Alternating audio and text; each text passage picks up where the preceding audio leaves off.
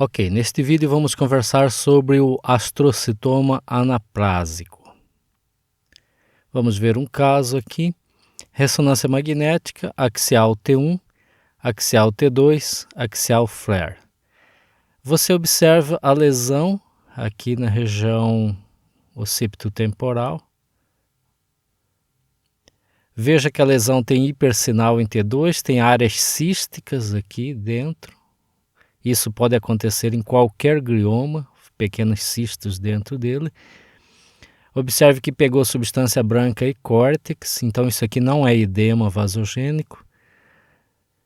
Veja aqui no flare, veja que há um comprometimento difuso, em certas áreas parece ser bem delimitado, aqui já é mal delimitado.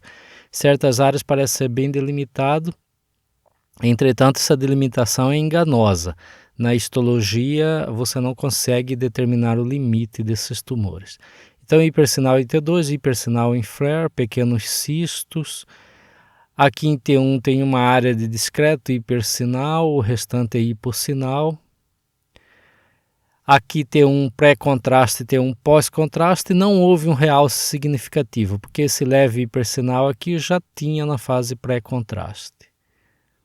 Então, poderíamos achar até que fosse aí um astrocitoma difuso, um astrocitoma de baixo grau pela ausência de realce.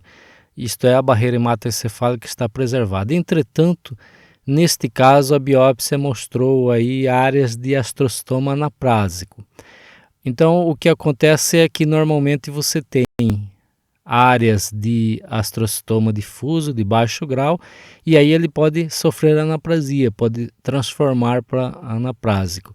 E numa fase inicial, mesmo ele transformado, pode ainda não ter realce pelo contraste, pode ainda não ter quebra da barreira hematoencefálica. Isso a gente vê com uma certa frequência no astrocitoma anaplásico. E nesse caso, então, seria interessante se a gente analisasse a perfusão, porque o mapa de CBV da perfusão, ele altera antes da captação de contraste aí pelo T1, mas não temos a perfusão desse caso. Veja aqui no coronal, a lesão grande, extensa. Vamos ao segundo caso. Axial T1, axial T2, axial flare. Você observa que há uma grande área de hipersinal em flare, há um pouquinho de edema vasogênico aqui, mas você observa que diferente do edema vasogênico que a gente já viu em outros casos, o contorno é mal delimitado, né? A margem, ela forma um gradiente da margem, que isso aqui na verdade não é edema, isso aqui na verdade é tumor. Então aqui fica bem nítido que é uma imagem nodular. Aqui perdeu sinal porque é conteúdo líquido, semelhante ao líquor que perde sinal. Então é um conteúdo cístico aí dentro que é frequente nos gliomas. Veja aqui em T2, veja que apesar de haver aí edema vasogênico adjacente, o córtex também está comprometido nesse caso. E aqui na profundidade da substância branca você vê que ela não termina abruptamente. Ela forma um degradê de hipersinal aqui, até ficar a substância branca normal. Isso é muito típico dos gliomas difusos. E aqui no T1 tem hipossinal, e aqui a área cística, que a gente vê aqui no T2 também. Veja que há uma certa restrição de difusão da água, compare com o outro lado. Veja que há um certo brilho, um certo hipersinal na sequência de fusão.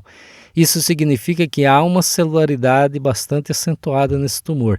Então já não podemos falar simplesmente que seja um glioma difuso, um glioma de baixo grau, porque o aumento de celularidade no tumor, ele não é muito compatível com o glioma de baixo grau.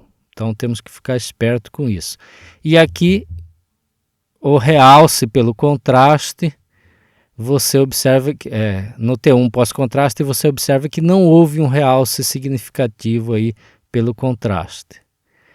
Entretanto, você olhando todas as sequências, aqui o coronal T1, aqui o sagital T1, você vê que tem algumas áreas com tênue realce, por exemplo, aqui, aqui, tênue realce. Então esse tênue realce já são áreas aí de anaprasia, já são áreas que ele transformou, que ele sofreu anaprasia. Então não podemos falar que isso aqui seja um glioma difuso de baixo grau. Esse aqui é um astrocitoma anaprásico. Ainda não é um GBM porque não tem áreas de necrose bem delimitada, bem definida. Ok? E aqui a histologia, logicamente uma hipercelularidade, um pleomorfismo intenso, o fundo aí fibrilar e o que define o astrocitoma anaprásico é a presença de mitose, né? Mitose facilmente vista aí nesse caso, e não há proliferação celular nem necrose, porque se houvesse já seria aí então GBM. Então, neste caso, o objetivo foi mostrar aí imagens típicas de astrocitoma anaprásico, ok? Então era isso, obrigado e até o próximo vídeo.